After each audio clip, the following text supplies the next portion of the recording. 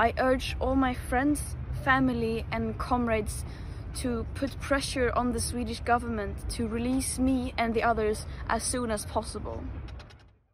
আমার নাম Greta Thunberg. আমি সুইডেন থেকে এসেছি। আন্তর্জাতিক জলসীমায় আমাদের আটকে রাখা হয়েছে। দখলদার ইসরায়েলি বাহিনী কিংবা ইসরায়েলকে সমর্থন যোগানো বাহিনী আমাদের অপহরণ করেছে। গাজা অভিমুখী ত্রাণবাহী জাহাজ ম্যাডলিন থেকে রেকর্ড করা এক ভিডিওতে এমন কথা বলতে শোনা যায় গ্রেটা থুনবার্গকে। আন্তর্জাতিক অলাভজনক সংস্থা ফ্রিডম ফ্লোটিলা কোলিশন এফএফসি পরিচালিত গাজা অভিমুখী ত্রাণবাহী জাহাজ ম্যাডলিনে রয়েছে সুইডেনের পরিবেশ বিষয়ক আন্দোলন কর্মী গ্রেটা থুনবার্গ।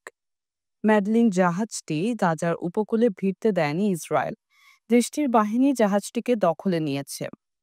আন্তর্জাতিক জলসীমা থেকে জাহাজটিকে ইসরায়েলের আজদাদ বন্দরে নিয়ে যাওয়া হচ্ছে। জাহাজটি ইসরায়েলি বাহিনী দখলে নেওয়ার প্রাক্কালে আন্তর্জাতিক সহায়তা চেয়ে ওই ভিডিও বার্তা দেন গ্রেটা থুনবার্গ। যদিও সম্ভাব্য পরিস্থিতি বিবেচনায় ভিডিওটি আগে থেকেই রেকর্ড করে রাখা হয়েছিল।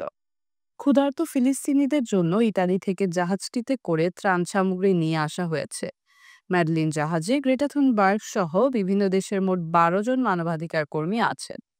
জাহাজটি থেকে দেয়া ভিডিও বার্তায় গ্রেটা থুনবার্গ বলেন, আমি আমার সব বন্ধু, পরিবার ও সহকর্মীদের অনুরোধ করছি তারা যেন আমাকে এবং অন্যদের যত তাড়াতাড়ি সম্ভব মুক্তির ব্যবস্থা করার জন্য সুইডিশ সরকারের উপর চাপ সৃষ্টি করেন।